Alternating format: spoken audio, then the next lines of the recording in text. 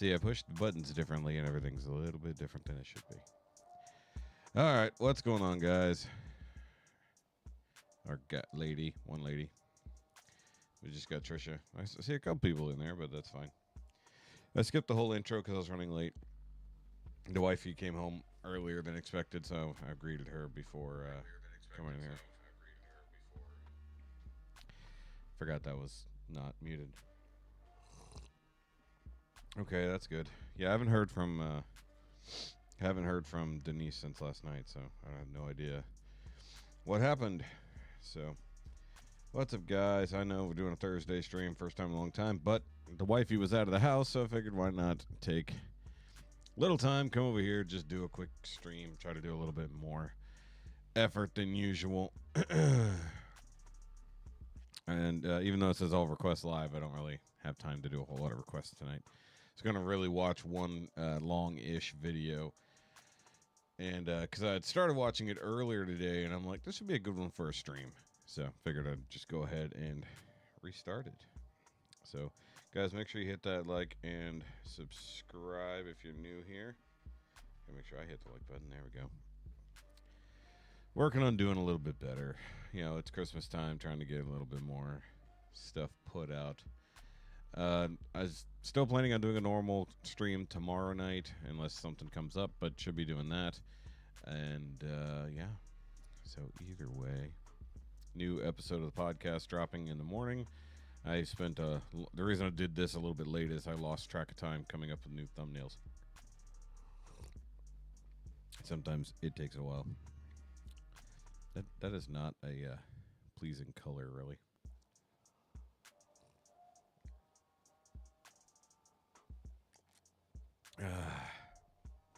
Either way. And we did do Patreon last night. It was a normal Patreon call. Casual Geographic. That sounds okay. Perhaps. Did a Patreon call last night. We were just kind of bullshitting for a while, and then I showed everybody a new song that I latched onto, and that was a lot of fun. And then we had discussion about a couple things. And then we ended up losing some people by the end of the night, so that wasn't fun. You know, it is what it is. And because we have an extra week this month, we will be doing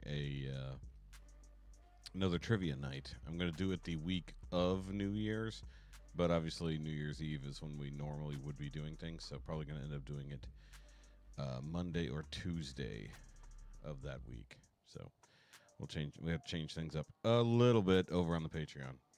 So either way, I was just scrolling through here because, of course, tomorrow I want to do the Tom Bet George full Christmas show because Gigantic Fireball is going to be fun. But either way, don't want to waste too much time. Actually, I'm going to get rid of the all request lives so people don't get the wrong idea. And we're going to do this right here. Now, funny part is I thought I had subscribed to this channel already over here, but I guess I didn't. So this is Jake the Lawyer, otherwise known as the Internet Esquire. And he was with Corridor Digital for a long time, if you're familiar with Corridor. Now he's involved with Pepperbox, the Unsubscribed podcast, and now also hosts his own podcast over at Man vs. Morning. But because he is a lawyer, he wanted to start doing some law-related content, so figured he would do this. Girl Scouts. We'll see, because usually those involve a whole lot of copyrighted music, more than likely. Hi, Valprime. How you doing? Valprime? So, he did a video on the Bill of Rights last week, basically explaining how, like, all the way back from the Magna Carta, we basically derived the Bill of Rights. And in this one, he's actually going to go over the Bill of Rights. And like I said, I started watching this earlier, but he's going to go over it and put a lot of the legalese, as it were, into plain, easy to mostly understand. And because seemingly a lot of people don't have any clue what rights are, how they function, it's probably a good refresher for everybody here. So if everybody else shows up, that's good. But because it is a school night, got to be good. And we got to get rolling here. So go subscribe. Hey, Christine. I I mean, like, there's nothing to get caught up on. We just started like 5 minutes ago. All right, so let's go ahead and get started. By the way, go check out Jake the Lawyer if you're interested in this. So let's go. Okay, here's the deal. It's every American's responsibility to understand the Bill of Rights because how this country runs itself is a direct result of what we allow. What's surprising to me is that in researching this video, I couldn't find just one good definitive video on the Bill of Rights on YouTube. So let's fix that. I'm Jake the Lawyer, and welcome back to Internet Esquire. Now, before I begin, if you'd like a deep dive into the fascinating 800-year history of how we came to get our Bill of Rights, you can click the link in the description below. I did a full half-hour breakdown on that video, which was just supposed to be the intro to this video, but, you know, it ended up being 2 videos, and here we are. Okay, with that context aside, here's how this whole thing works. You have the Constitution and you have the Bill of Rights. Slap them together. The Constitution is the framework for government power. It is the template upon which we build the actual system of federal government. And the Bill of Rights is the first 10 amendments of that Constitution, which serve as a constitutional safeguard to protect individual liberties and natural rights. Said another way, the Constitution is the mechanism for how the federal government works, and the Bill of Rights is the safeguard protecting individual liberties as it goes to work. Now, of course, through the 14th Amendment, the Bill of Rights has been modernly interpreted as applying to the states, but let's just leave the 14th Amendment comments out of this video, please. I can hear them being typed already. Oh, now there's even more because I brought it up. Look, that's a mind-boggling history that I'm going to save for an entirely different video, so let's just put that over there for now. All right, moving on. Together, the Constitution and the Bill of Rights create a governmental power structure that is limited by default. The Constitution is a system of negative powers, restricting federal government authority to only the powers that are enumerated in the text of the Constitution. And the Bill of Rights is a set of negative rights, which restrict government interference from restricting your God-given rights. This is the opposite of what we would say positive rights are, because the Constitution and the Bill of Rights is not saying that the government must allow freedom of speech. It is saying that freedom of speech exists and you, government, cannot touch it. So if you take anything away from this video at all, just one thing, let it be this. The Bill of Rights does not grant you liberty. Your liberties already belong to you.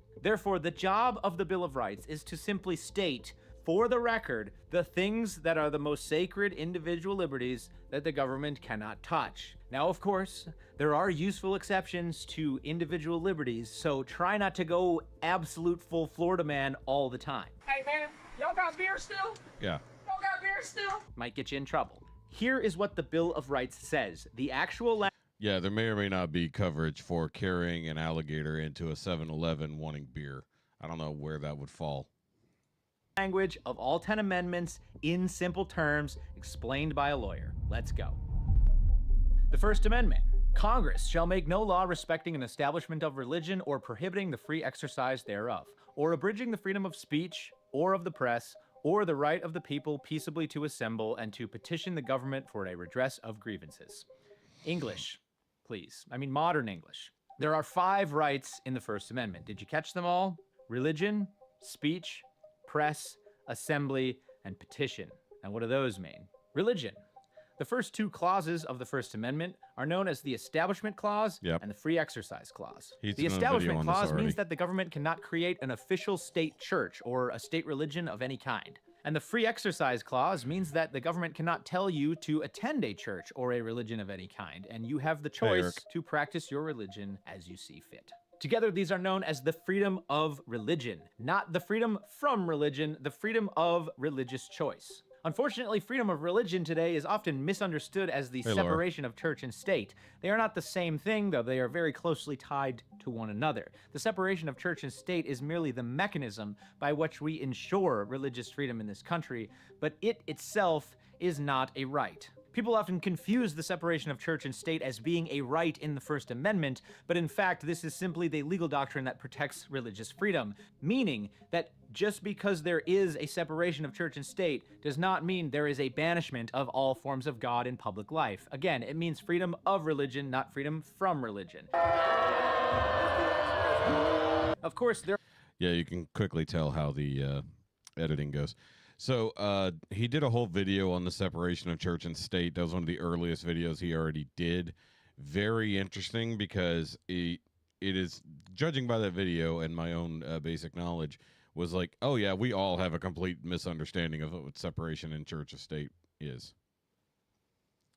There are exceptions to the freedom of religion. For example, if your sincerely held religious beliefs mean that you are also going to be a reckless endangerment to public health or an intentional endangerment to others, obviously there's going to be restrictions on what you're doing over there as you're practicing whatever the heck it is you're doing over there. Now, an interesting point. Gee, I wonder what religions he might be talking about. Can't think of any that might fall under that category. It's not by coincidence that the freedom of religion is the very first thing in the very First Amendment. This is one of the hallmarks of a free society, freedom of thought. And freedom of thought necessarily requires freedom of speech. Be careful of your thoughts. They lead to your words. They do. That's why you must be mindful of them. Yes. Thank you, Confucius. The next rights listed in the First Amendment are the freedom of speech and the freedom of the press. We cannot find the best ideas and the best ways forward if we cannot talk with our government openly. And that means even if somebody's ideas are hateful or racist or ignorant or just downright rude, disrespectful, and dumb. The government has no authority to create laws which just restrict that type of speech. Now, time and again, people get confused about the freedom of speech. Oftentimes, most pertinent example, they say something hurtful, toxic, or hateful online, and then their private employer fires them for the thing that they said. And they stand up and they go, "But that's my freedom of speech. You can't tell me not to say that." True, fair enough, but that doesn't mean when you work for this guy who's a private citizen or there's a private company over here that is just doing whatever it is they do. It just means that the government can't pass laws arbitrarily restricting free speech. Did you know that forms of dress and flashing your headlights at the next driver down the road to warn them about a speed trap up ahead are also considered forms of free speech? Yes, you can't be arrested or prevented from doing those things, but like I said before, there are limitations. Indecent exposure in public is not a form of free speech in what you choose to wear. Huh. That's weird. Sorry, I was having a thought and then I forgot what it was off the top of my head. Oh yeah, the getting fired for saying shit. Yeah, that's not the government doing anything to you unless you happen to be a government employee and they're saying that because you said something hateful. But it says it passed no law. That's different. Don't try it. We're good, streaky! Yes! Causing roadway hazards to inform other drivers that there are police up ahead is also not a protected form of free speech. Anything that would be likely to impose an immediate threat to public safety, like reckless endangerment, vandalism, or inciting violence, is not going to be a protected form of free speech. And by inciting violence, I don't mean this. I mean more like this. Actual physical violence and property destruction is not a protected form of free speech. But Jake, it's mostly peaceful. Mostly peaceful, somewhat fiery protest. Hand in hand, alongside freedom of speech, we also have freedom of the press, allowing mass communication of ideas. The main limitations on freedom of speech are things like libel, which is a form of written defamation where you knowingly print false information about a person and it causes them direct harm to their reputation, obscenity, language that is clearly offensive, typically of a sexual nature, and against contemporary community norms and standards, or incitement, public speech that is likely to cause imminent lawlessness. These are all going to be generally restricted. And also remember, freedom of the press does not give the press the right to break other laws in the pursuit of a story. They cannot commit trespass or burglary or break privacy laws because they're doing it for the story. That's not allowed. The freedom of assembly and the right to petition the government for the redress of grievances are the final rights listed in the First Amendment, and they are specifically there to protect public action. The freedom of assembly says that people can gather together peaceably in a... Yeah, you never gave us an update last night, Denise.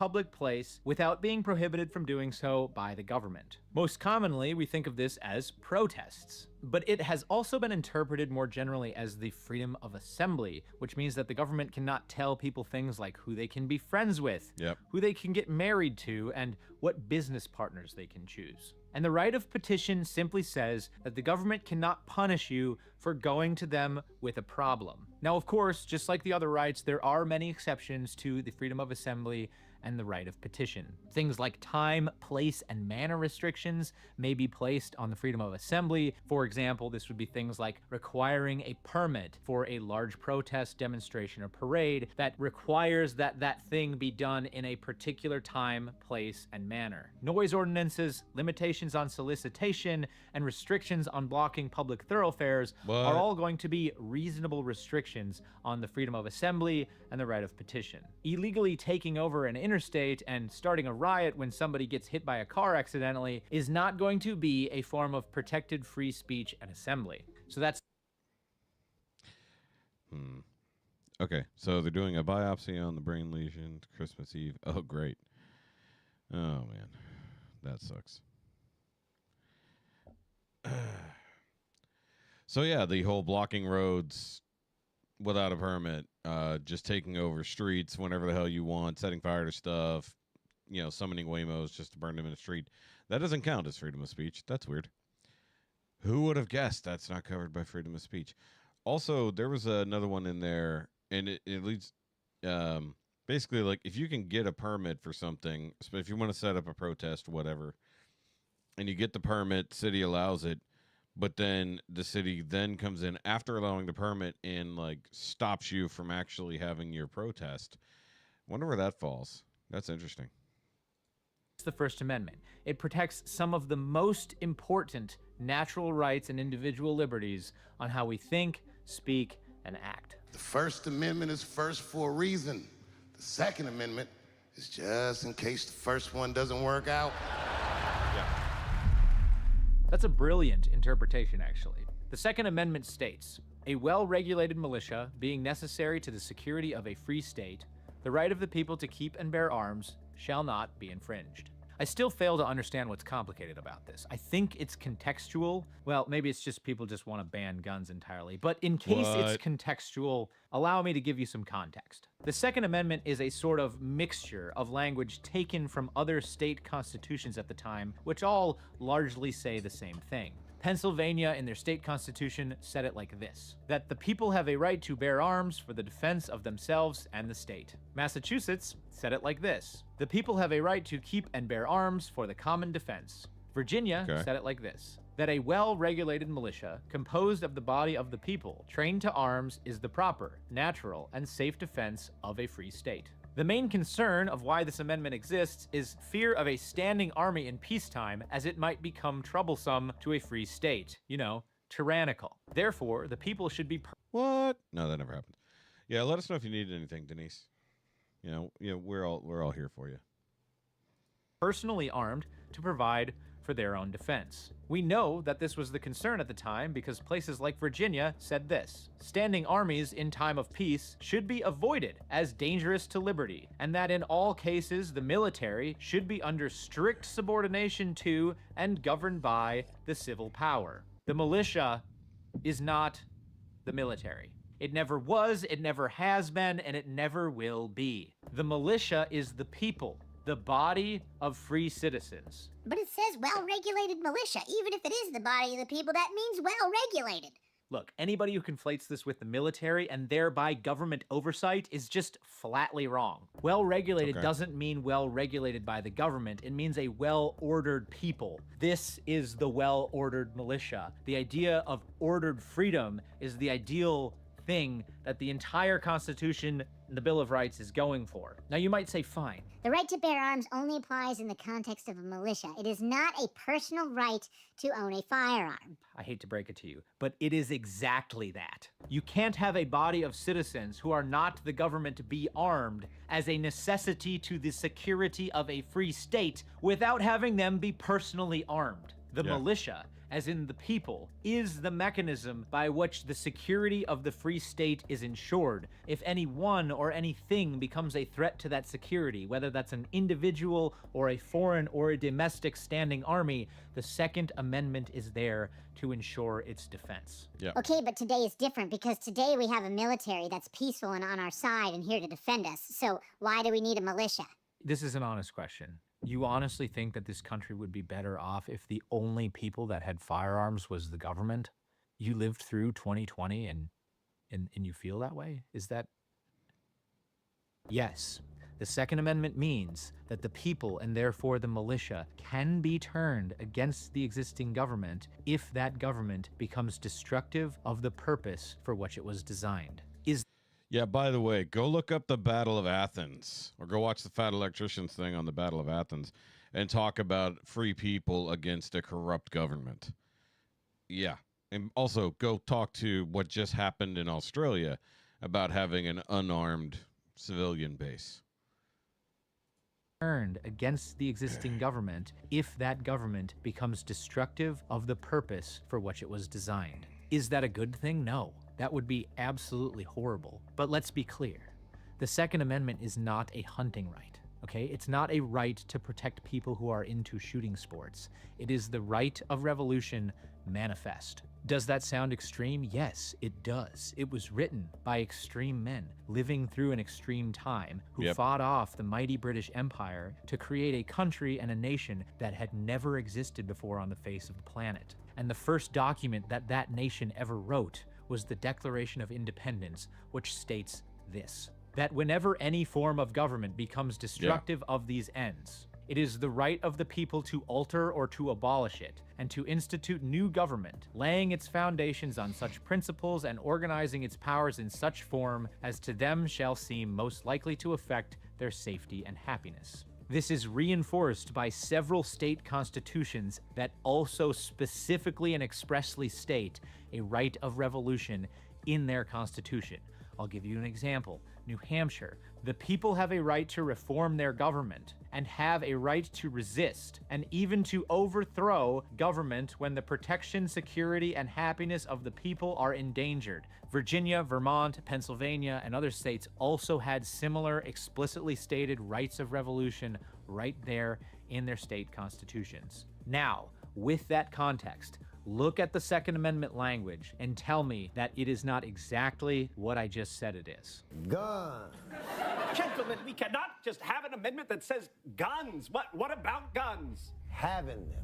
Moving on. Having them. The Third That's Amendment, funny. America's sleepy little angel. No soldier shall, in time of peace, be quartered in any house, without the consent of the owner, nor in time of war, but in a manner to be prescribed by law. Now, a lot of people make fun of this amendment, as I just did, because it's never become an issue. We've never had to deal with the problem, but I can guarantee you, if the Second Amendment was ever truly needed, the Third Amendment would very quickly become a problem. And that's exactly why it's the third. Thank God it has never been an issue. In layman's terms, it says that the government cannot force you to keep soldiers in your home during a time of peace. This was very much a problem during the time of the Revolution and before, where the British Crown would send redcoats out and force people to house them and to feed them. But it also says that the government can do this in a time of war if done in a manner prescribed by law. That's where things would become really ugly. And let's just hope that this sleepy... Yeah, so in theory, I guess that would be like if we had a war on our soil,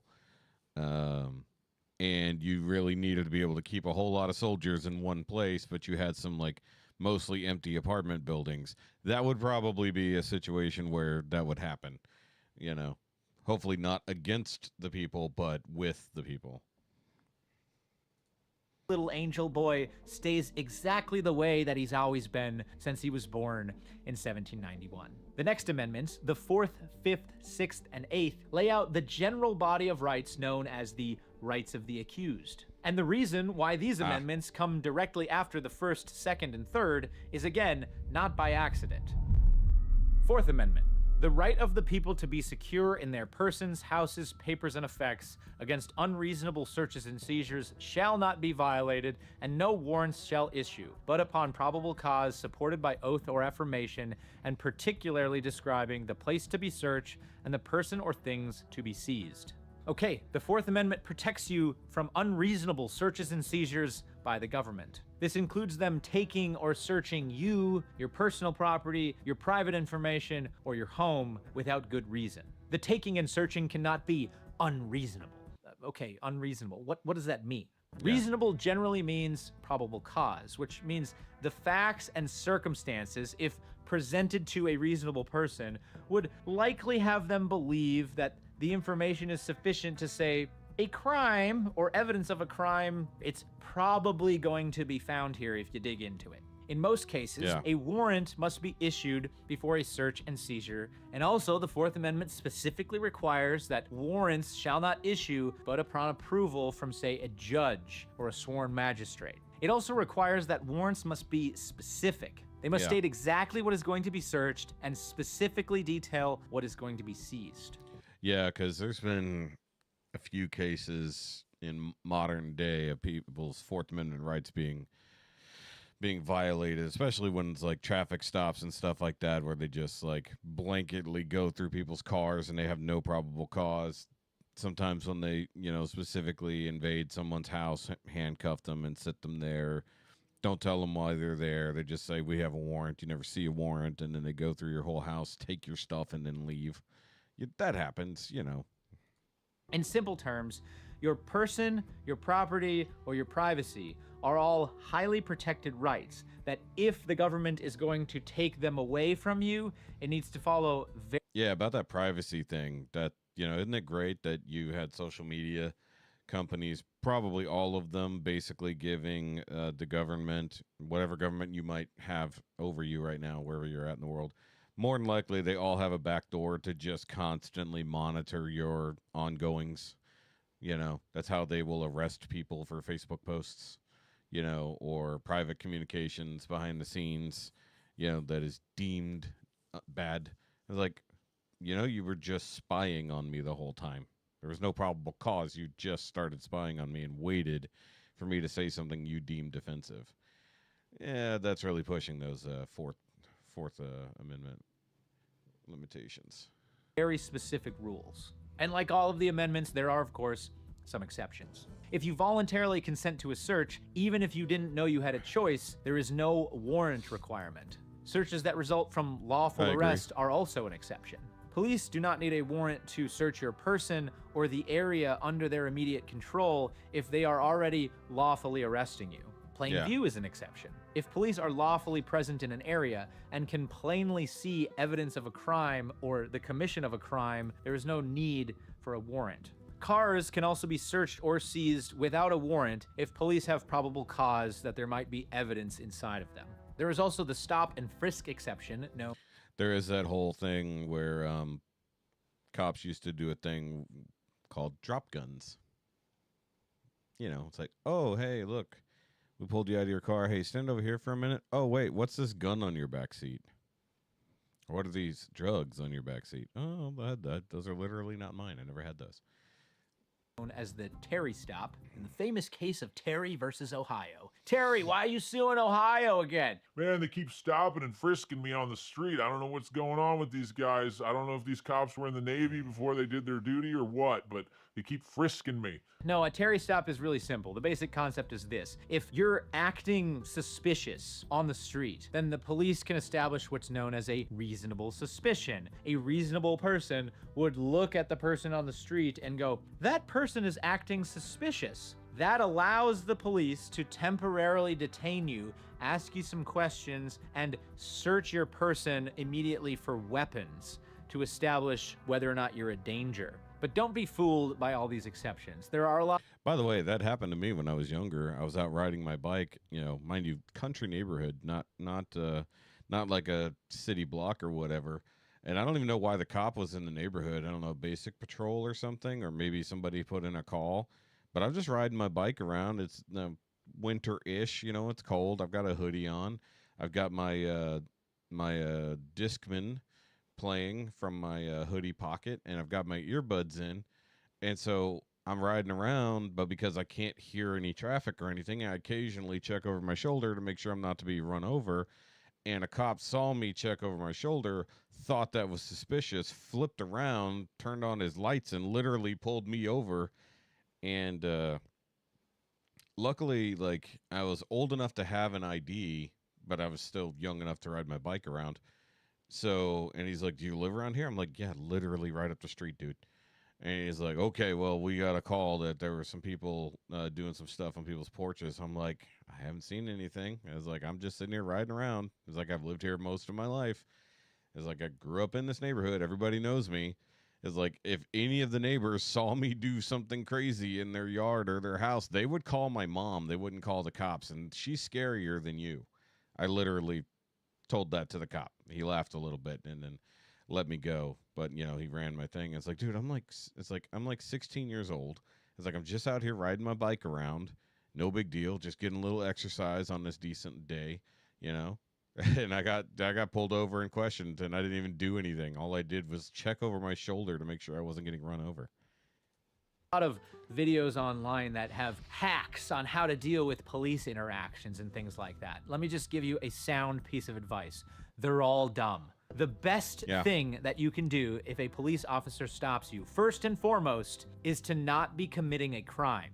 That's the number one thing. What? Start there. Now, if you are committing a crime the moment an officer stops you, the next best thing you can do is be calm and obey orders. Hey, The Tara. absolute worst possible thing that you can be doing if an officer stops you is be committing a crime, not be calm, and not obey orders. Hi everyone, Donut here. Oh man. Now, to be clear, if you have a reason to believe that an officer is violating your Fourth Amendment rights, do not argue with the officer during the incident. They're not the ones who are going to solve this problem. That's Be true. calm, and after the incident is over, take the issue before the law. Whether or not an officer has violated your Fourth Amendment rights is not something that's going to be decided by them. It's going to be decided by the court. So there's no Yeah, that's true. Like, if you feel like the stop was all wonky and whatever, don't be an asshole in the moment. Be compliant, especially if you didn't do anything wrong. It felt like the cop is just treating you like a dick. You know, take it to court. Do whatever you got to do. Most of the time nowadays, as soon as they initiate a stop, they either hit their dash cam or their body cam, because for their own safety at this point, they don't want to get shot and not have any evidence, or vice versa. So just be nice, just be compliant. If you're being a dick and committing a crime, you're going to be less likely to do those things. But for the most part, I think we're all reasonable people here. I mean, the only time I've had real issues with a cop, I was being compliant. She was just in a really bad mood when she pulled me over. It's literally the first time I'd ever been pulled over. Once again, 16 years old.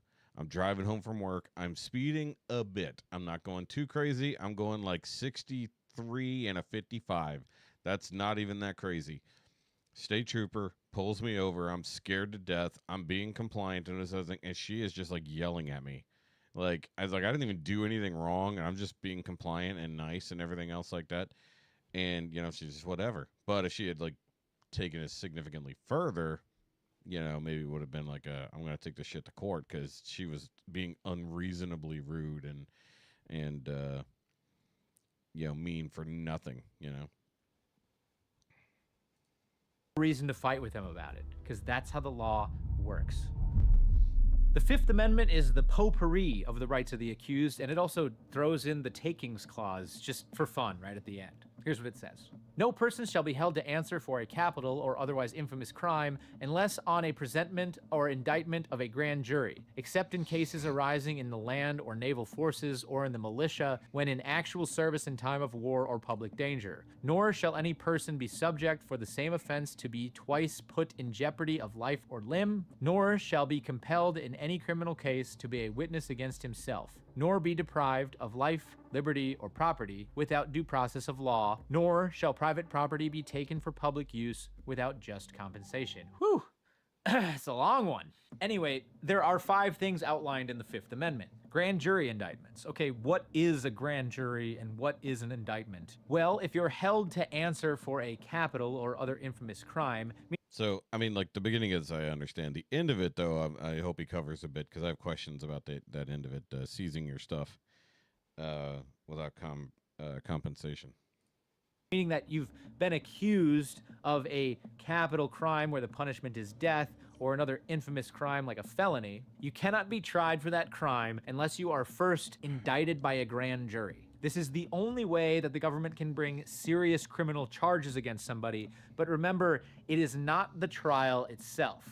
Here's how an indictment works. Okay. Typically, a group between 16 and 23 people are selected for jury duty. This is why it is known as a grand jury, because it is bigger than the normal jury, which is typically around 12. The local prosecutor, or whoever is attempting to charge the accused of the crime, will then present all the evidence that they have to the grand jury. The job of the grand jury is not to determine guilt or innocence. It is to serve as a check on governmental power, to determine only if the government has enough evidence to establish probable cause that a crime has been committed. The defendant does not present anything during this time because they have not yet been indicted, and you cannot hold them to answer for a capital or otherwise infamous crime without an indictment. So, if at least 12 jurors find that there is probable cause, then they issue what is known as an indictment, and this becomes the official charging document of the case. Okay. And if at least 12 do not find probable cause,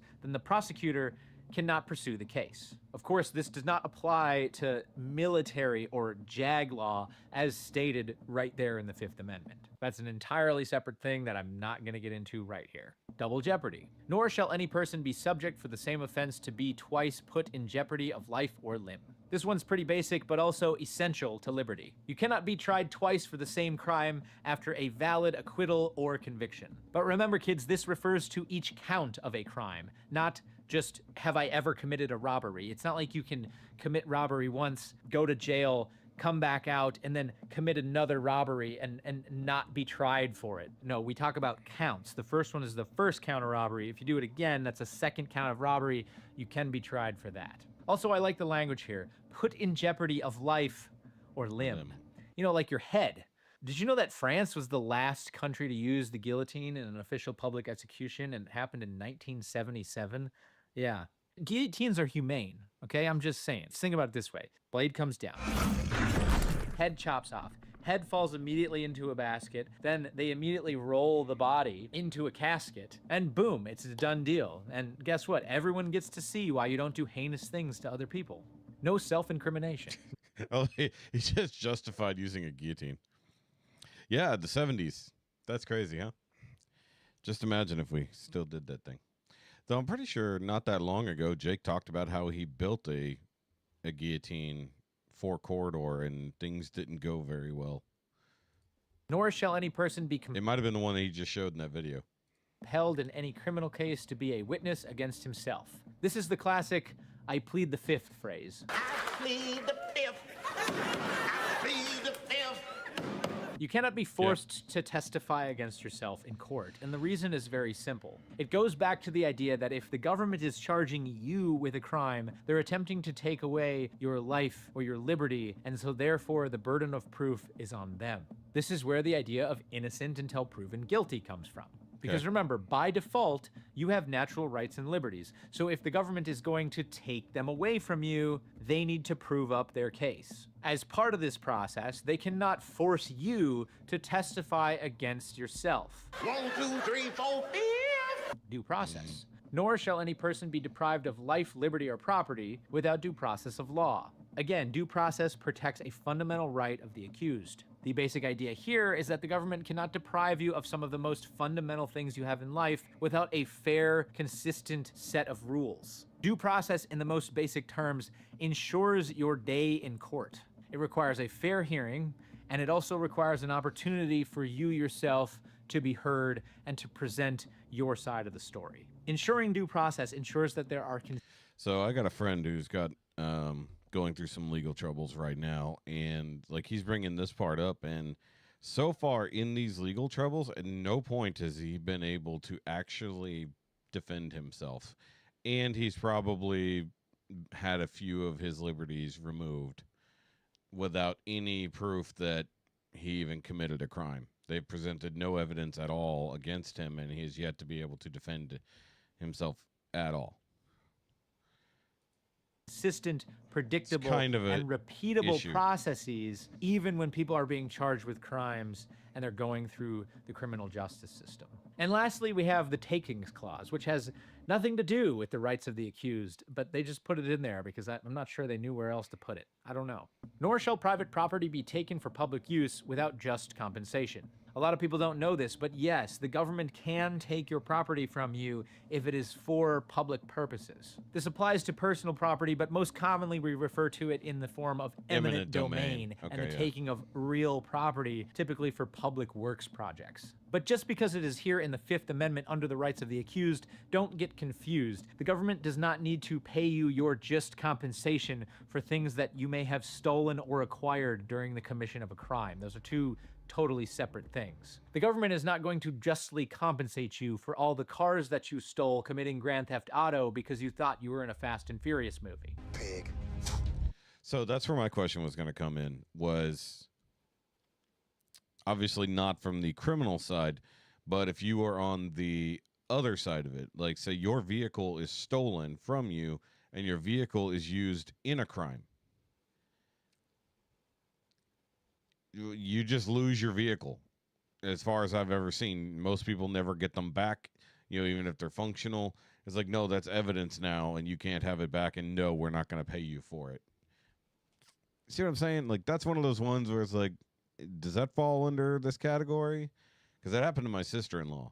Her truck was stolen, then it was used to transport stolen generators to Florida to sell after one of the hurricanes. I forget which one. And then when they recovered her truck, it was banged up and everything, and she couldn't get it back. It's like, I would like my truck back. I mean, are you going to, I'm glad you found it, but now it's all fucked up, and now I don't have a vehicle. Thanks. Sixth Amendment. In all criminal prosecutions, the accused shall enjoy the right to a speedy and public trial by an impartial jury of the state and district wherein the crime shall have been committed, Not which always. district shall have been previously ascertained by law, and to be informed of the nature. It might be covered under insurance just because it's stolen, but that's not always the case.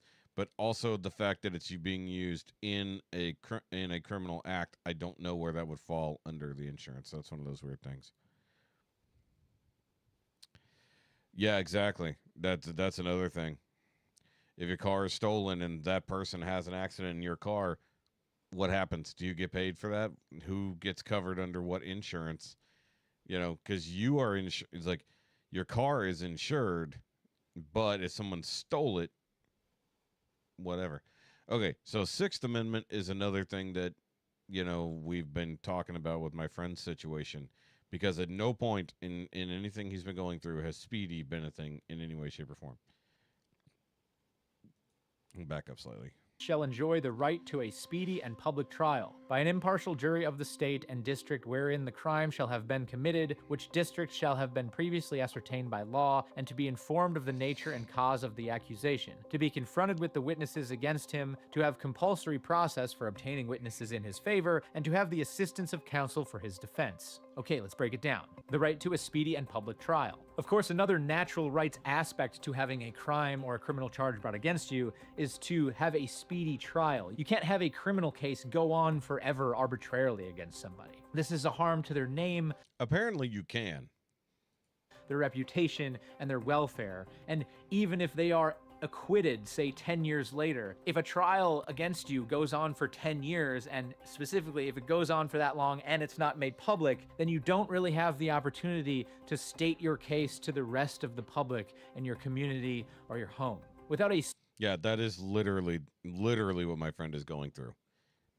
It's like it's not going anywhere fast, and he has yet to be able to even face his accusers, and they can't even talk about it publicly.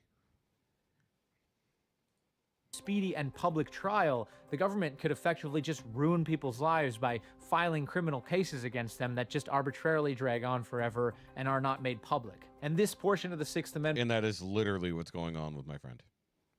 Dragging it is to out. protect against that. And it's not You also public. have the right to a jury in criminal prosecutions, to know the nature and cause of the accusation, Yep. and to confront witnesses against you. They must reveal themselves to you. You must know who they are, and they must stand before you and make that accusation against you. This is a fundamental right. Also, under the Sixth Amendment, you have the right to compulsory process for obtaining witnesses in your favor. This means that you have a right to subpoena witnesses so you can present your side of the story. What does that mean? Subpoena means under penalty. This means that you can file a subpoena to compel somebody to be a witness for you. This is fundamental because it allows you to present your side of the case and not be reliant on the evidence or witnesses that the prosecution presents. The prosecution could effectively just cherry pick witnesses and evidence, present their side of the case only, and then the jury would only have that information to decide upon. This is absolutely essential to a fair trial, and it's often one of the most overlooked aspects of the Sixth Amendment. Assistance of counsel. Lastly, this is the idea that if you cannot afford an attorney for your own defense, legal counsel will be provided for you without charge. We call this type of lawyer a public defendant, and honestly, I have the utmost respect for these people because it is one of the most underappreciated aspects of our legal system. Right. Even if you're a bad dude, even if you're the worst of the worst and you're going to be put to death for what you did, that does not deny you the right of due process and legal punishment for your crimes. Without this fundamental aspect of the Sixth Amendment, we can quickly fall into tyranny, and this is an absolute hallmark of a free society. As a whole, the Fifth and Sixth Amendment rights of the accused are presented to people when they are arrested in the form of Miranda rights. We've all seen it in movies. A police officer arrests somebody and they start saying, "You have the right to remain silent. Anything you say can be used as evidence against you, blah, blah, blah." This is known as Mirandization, and it is actually a legal requirement when you are seizing somebody and placing them under lawful arrest. What possible reason is there for not doing the only thing you have to do when arresting someone? I did read him his right. I did a version of that.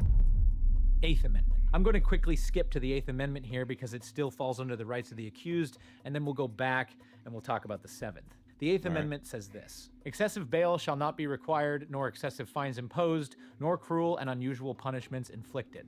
I like this one because it's very simple and to the point, but it's also essential. The government's job is to create consistent, predictable laws and to also pair those with consistent, predictable punishments. Punishments cannot be excessive or cruel or unusual, meaning things that are just outside of the norm of what would be expected. Say you commit burglary. Okay, well, one guy goes to jail for 3 to 5 years. First time offense, felony, okay, done. The other guy, we're gonna send him off to a desert island and we're gonna leave him there for 10 years. That would be unusual, certainly, and it's probably cruel unless he's like a Bear Grylls guy, in which case he's just having fun the whole time. Anyway, the Eighth Amendment is nice and simple, and it ensures the consistency across the board. Taken together, the Fourth, Fifth, Sixth, and Eighth Amendments, again, make up the body that we call the rights of the accused.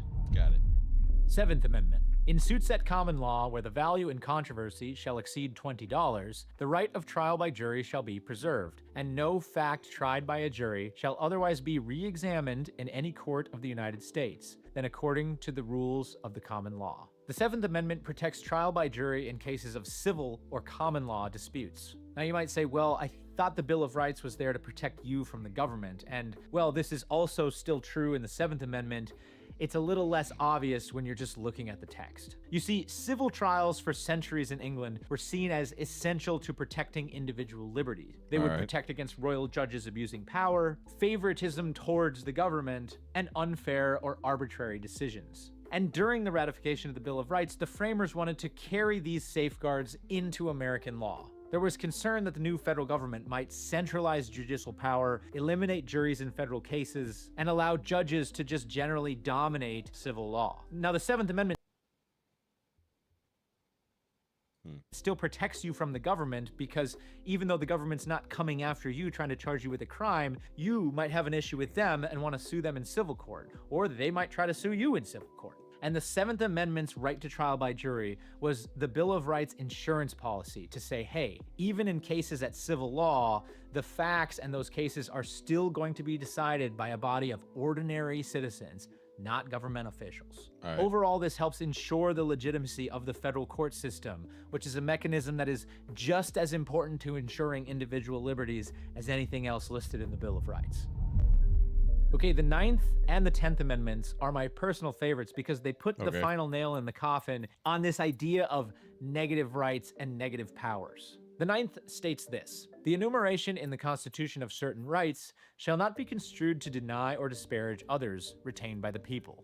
This is saying that just because an inherent fundamental right is enumerated in the Bill of Rights, as in it's written down, does not mean that others don't exist simply because they weren't written down. This list is not exhaustive. It doesn't establish every individual liberty or fundamental natural right that people should have or do have. And so therefore, just be aware, there's going to be things that are going to apply as unenumerated rights that are just as important as the rights we've stated here.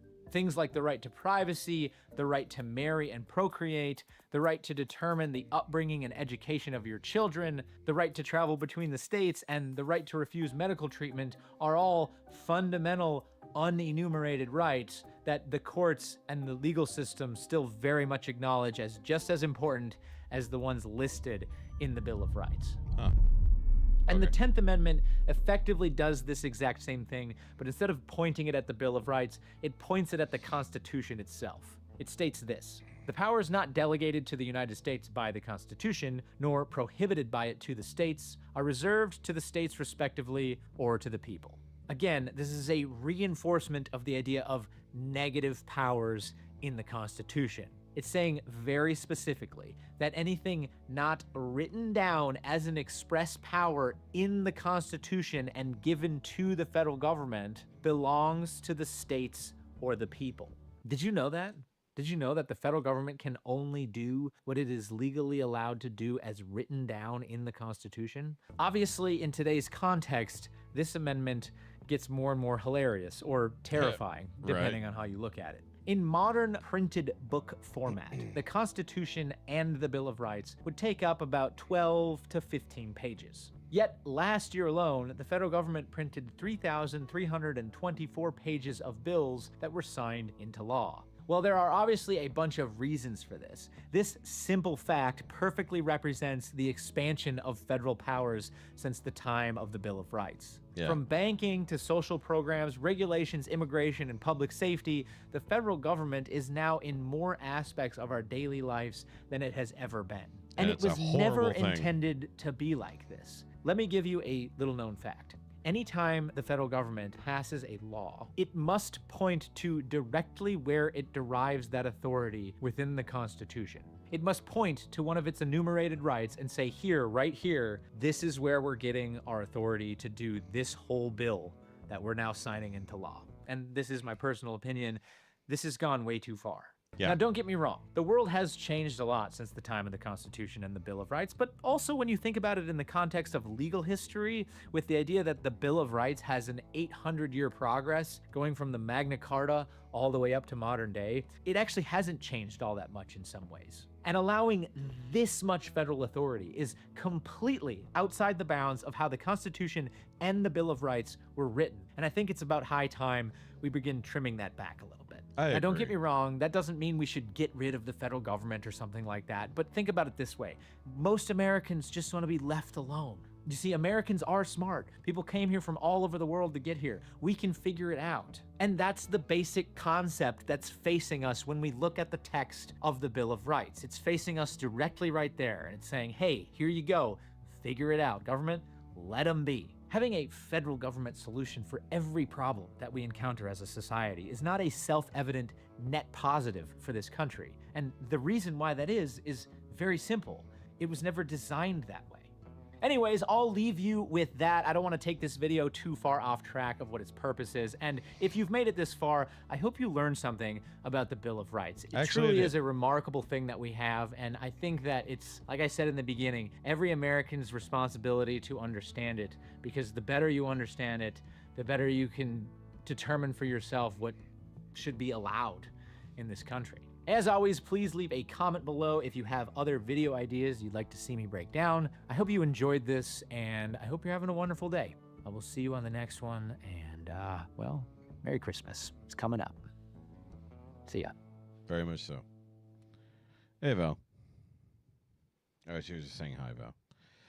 Yeah, that was good. That was good. Because, I mean, there's plenty of those, just those amendments I didn't actually understand at all.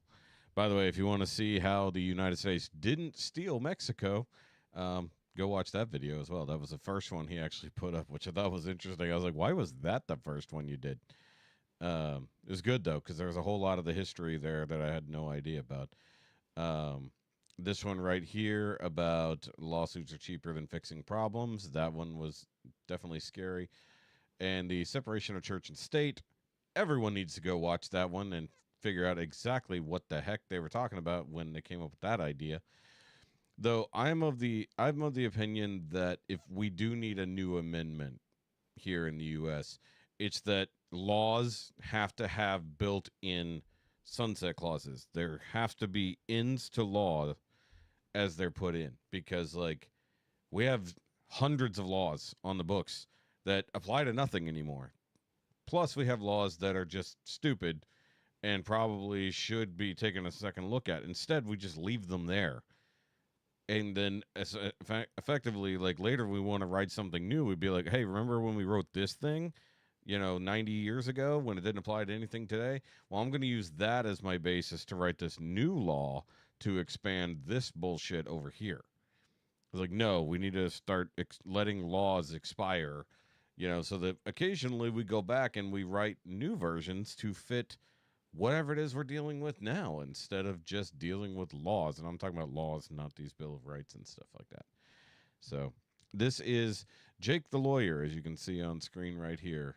It's at Internet Esquire, but if you just go type in Jake the Lawyer, he's only got a handful of videos right here. But like I said, he is he's part of the Pepperbox organization. He helped set up Pepperbox, which is a streaming platform outside of YouTube that allows people to basically actually show content that YouTube won't allow. And I don't mean anything bad or negative, just, pew-pews and whatnot. Things that, stupidly, YouTube doesn't allow you to do. Where they infringe on your freedom of speech. That's always fun.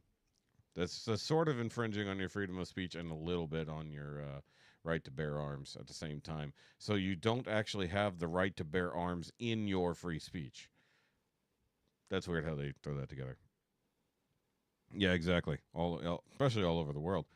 I also believe that something that we're doing here in Texas specifically, and they're going to try to fight it on First Amendment things, is like, no, because like we're banning Sharia law here in Texas because they have discovered that these Muslim enclaves have been building up, even to the point they were attempting to start a city specifically for Muslims. Like they bought the property and they were starting to develop it by the time the government caught it and went, wait a minute, this is literally going to be a Muslim only enclave. And within the confines of the quote unquote city limits, it was going to be Sharia law specifically. It's like, no, we're not doing that here.